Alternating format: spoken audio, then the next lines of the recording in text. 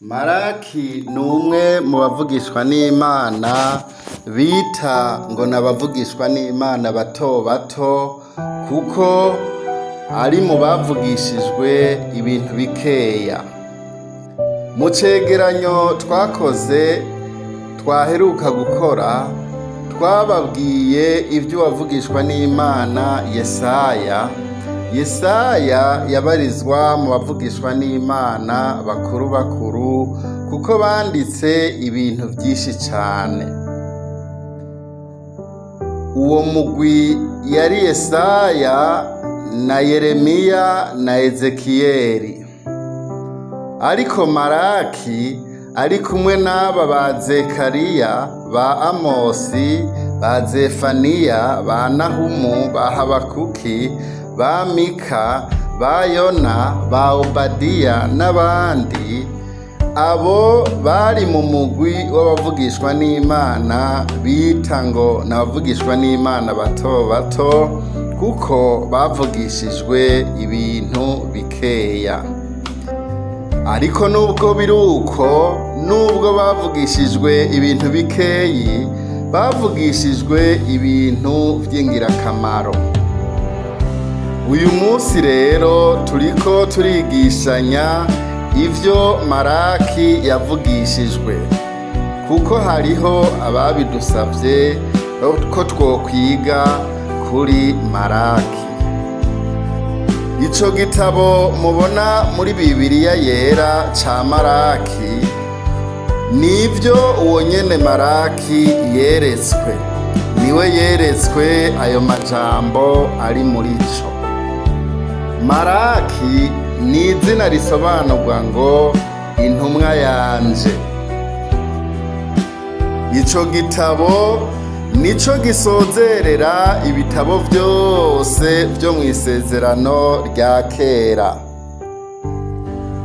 Ico gitabo canditswe nko mu mwaka w'440 Yesu Kristo ataravuka. Nukuvuga muri ibi bihe vyacu coba kimaze nk'imyaka 2466. Ikindi kandi twomenya nuko uriko uraraba hagati ya Maraki na Matayo hacamwo udupapuro tubiri gusa. Ariko ndababwire bene data, ico ni kirere kirekire cane, kuko haciyemwo imyaka 400. Nubwo mubona ari udupapuro tubiri ducamwo, haciye imyaka 400. Nk'uko twama tubisoma mu gitabo ca kabiri c'ivy'ingoma z'abami, igice ca 15 ku murongo wa 3, haravuga ngo: erega hari igihe kirekire Abisirayeli bamaze batagira Imana nyakuri, batagira abaherezi bo kubigisha, ndetse badafise n'ivyagezwe. Iyumvire nawe imyaka 400 abantu badasenga. Kandi ngira ngo murazi ko ijambo ry'Imana ingene rivuga ngo uwudasenga yamana ivyaha vyiwe.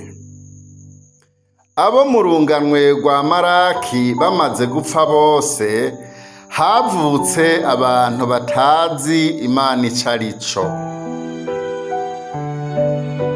Umuntu wese yasenga ico abonye. Ivyaha biragwira, bose bakora ivyaha, ntibashikira ubwiza bw'Imana, kugeza aho Imana yabagirira ubuntu.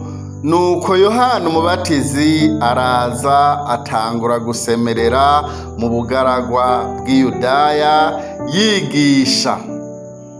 Hanyuma Yesu acaraza kuducungura. Reka dusubire inyuma gatoya twivugire icatuzindukanye uyu munsi. ni Maraki rero yasozereye isezerano rya kera. Maraki nawe ntiyaca ku ruhande namba, ariko aravuga ivy'Imana yamutumye. Yaravuze ibintu bikuru bikuru nka bitatu, akereka neza ivyaha vy'abakozi b'Imana aribo baherezi b'ico gihe. Yarabahambariye cane kuko Imana yari yabatumye gushikiriza ivyifuzo vyayo mu bantu, ariko abo baherezi barakebeje bata inzira y'Imana, batsitaje benshi mu vy'ivyagezwe, barobanura abantu ku cubahiro. Imana yaciye itegeka ibicishije mu kanwa ka Maraki, itegeka abo baherezi ko boyigarukako vuba. Batabikoze uko naho Imana yaciye ivuga ngo nzoca ndabasezeranira umuvumo. Muri rusangi Abisirayeli bose Imana yabamenyesheje ko bakwiye kuyigarukako, bagatanga ibimazi bizima, ibizima vyiza ibimazi bizima vyiza vyera kandi bihimbara Imana. Muribuka ayo majambo ko Imana yayavugishije uwavugishwa nayo Maraki, Imana imubwira ingene abaherezi ngo bazana ibimazi bimugaye. Ica kabiri tubona nuko Imana yahambariye cane Abisirayeli bayitaye bakaryarukana, baryaruka Imana barayivako, barayiheba, bongera kuja gusenga ibigirwamana. Imana yarabahambariye cane. Ikindi caha tubona nuko Abisirayeli ngo baryaruka abagabo bakaryaruka abagore babo bisezerano. Ico naco ni ikintu Imana yanka urunuka, kandi na bugingo n'ubu Imana iranka abagabo baryaruka abagore babo. Mwene data uriko uranyumviriza, reka kuryaruka umugore wawe w'isezerano, kuko Imana yanka urunuka ico caha. Bamwe baravuga ngo nta sezerano dufitaniye. Reka ndakwibarize, mbega hari isezerano riruta abo bana mwavyaranye? Iryo niryo sezerano rikomeye cane imbere y'Imana. Uwo niwe mugore wawe, ahubwo nyabuna gezaho kuko Imana iriko irakuraba igitsure. Mbega wohungira hehe inyonga zayo? Maraki rero niwe yasozereye igitabo c'isezerano rya kera, amenyesha abantu ko Mesiya ariwe ntumwa y'isezerano ataraza, ariko ko hagiye kubanza kuza integuza ariwe Yohana umubatizi. Iyo nteguza Yohana umubatizi niyo igombize kumutegurira inzira. Yasozereye avuga kandi ko umunsi w'Uhoraho uri hafi, wegereje, kandi uwo munsi uje waka nk'itanure. Ivyo uzobisoma muri Maraki igice ca 4 ku murongo wa 1. Ehe, raba umunsi uraje waka nk'itanure, abibone bose n'inkozi z'ibibi zose bazoba ibishingwe, kandi uwo munsi ugiruze uzobatongora, niko Uhoraho nyene ingabo agize. nta n'agashatsi canke agashami uzobasigariza. Ariko mweho abubaha izina ryanje, izuba ry'ubugororotsi rizobarasira rifise ugukiza mu mababa yaryo.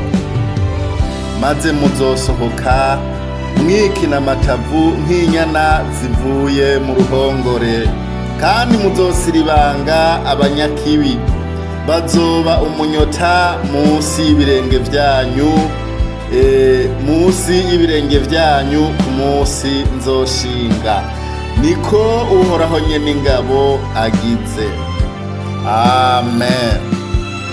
Nayo majambo wavugishwa n'Imana Maraki yasozerereyeko, nuko namwe twariko turigishanya twibukanya ivyuyu vyaranze umuvugishwa n'Imana Maraki. Mwese Imana ibahezagire. Niwaba hari ico wumvise kigukoze ku mutima, canke hari impanuro canke ico wodusiguza, banza ufyonde sabone ngaho munsi ya video, wongere ufyonde kugo rukumu ruraba hejuru arico bita jeme canke like,